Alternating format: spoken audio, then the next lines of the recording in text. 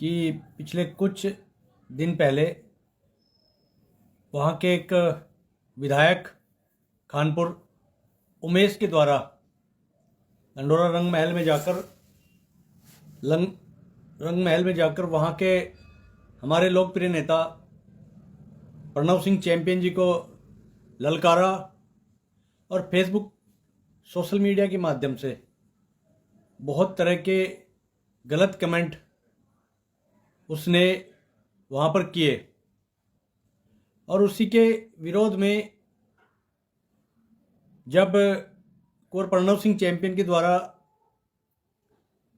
और रानी देवयानी जी के द्वारा वहाँ के प्रशासन को, कप्तान को, डीएम को फ़ोन किया तो उन्होंने कोई कार्रवाई नहीं करी। इस चीज़ से आहत होकर एक स्वाभिमानी व्यक्ति क्या करेगा, उसी को लेकर अगले दिन माननीय कुंवर प्रणव सिंह चैंपियन के द्वारा प्रतिकार के रूप में उसके घर पर गोलियां चलाई। लेकिन वो बड़बोला घर के अंदर छिपा हुआ था, बाहर नहीं निकला। और जब वहाँ से वो लोग चले गए और जब पुलिस आ गई तो पुलिस की मौजूदगी में उसने एक नाटक किया, पिस्टल लेके भागा और पिस्टल दिखाने के लिए फिर वहाँ पर लोगों ने उसको रोक दिया। लेकिन वो नहीं जानता था कि वो क्या कर रहा है। तत्पश्चात पुलिस ने कुंवर प्रणव सिंह चैंपियन को देहरादून से अरेस्ट कर लिया और उमेश कुमार को भी इसके घर से अरेस्ट करने का काम किया। सबसे पहले तो सवाल खड़े होते हैं उमेश कुमार के द्वारा इस तरह के भड़काऊ प्रकरण करने पर सवाल खड़े होते हैं। अगर उमेश कुमार जब जेल से बेल पर आया, जब उसकी बेल हुई तो उसने कहा कि हम संविधान को मानने वाले लोग हैं, हम संविधान को मानते हैं, भारत के कानून में हमारा भरोसा है। तो मैं तो सबसे पहले उमेश से पूछना चाहता हूं, माननीय विधायक जी, जब आप संविधान को मानने वाले हैं तो आपने उस रात को इतना तांडव क्यों मचाया? अगर आप संविधान को मानने वाले होते तो आप उसी रात पुलिस प्रशासन में शिकायत करते कि कुंवर प्रणव सिंह चैंपियन के द्वारा मेरी माताजी को अपशब्द कहे हैं। परंतु मैं पूछना चाहता हूं उमेश कुमार के द्वारा कि उस फेसबुक पोस्ट को हमने भी पढ़ा है, उसमें ना तुम्हारा कहीं पर नाम है और ना ही तुम्हें टैग किया गया है। तो आप किस आधार पर ये कह रहे हैं कि प्रणव सिंह चैंपियन के द्वारा आपकी माताजी का अपमान किया गया? देखिए, मैं फिर स्पष्ट करना चाहता हूं, किसी भी तरह की माताओं बहनों के प्रति कोई अगर शब्द इस तरह के कोई कहता है तो उस चीज़ का समर्थन हम कतई नहीं करते। माताएं और बहनें, नारी शक्ति हमारे लिए हमेशा आदरणीय है, हम उनका सम्मान करते हैं। अगर हमारा कोई शत्रु भी है, हमारा कोई दुश्मन भी है, तब भी हम माताओं बहनों का बहुत सम्मान करते हैं। उनको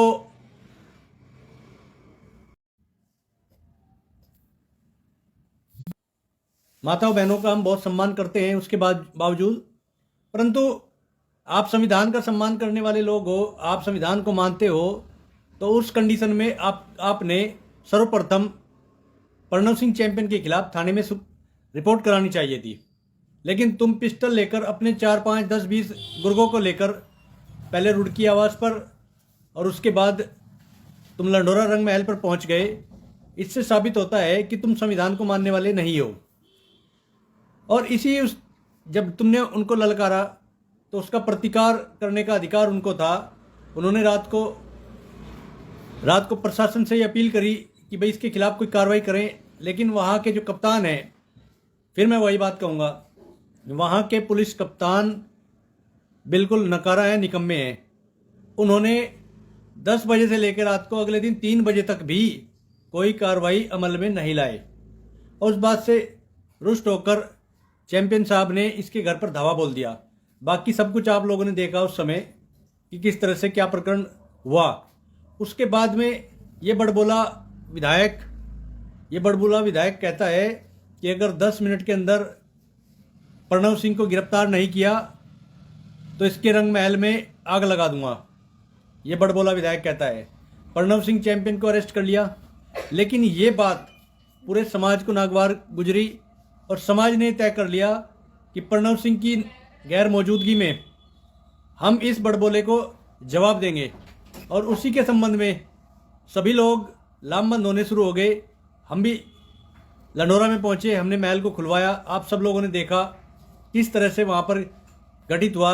इसी दौरान उत्तराखंड की सरकार, उत्तराखंड का प्रशासन दबाव में आ गया और उसने प्रणव सिंह चैंपियन की सभा के पक्ष में हो रही सभा को स्थगित करवाने के लिए माननीय मुख्यमंत्री उत्तराखंड पुष्कर सिंह धामी जी ने रानी देवयानी जी से बात करी और उनसे 2-3 दिन का समय मांगा।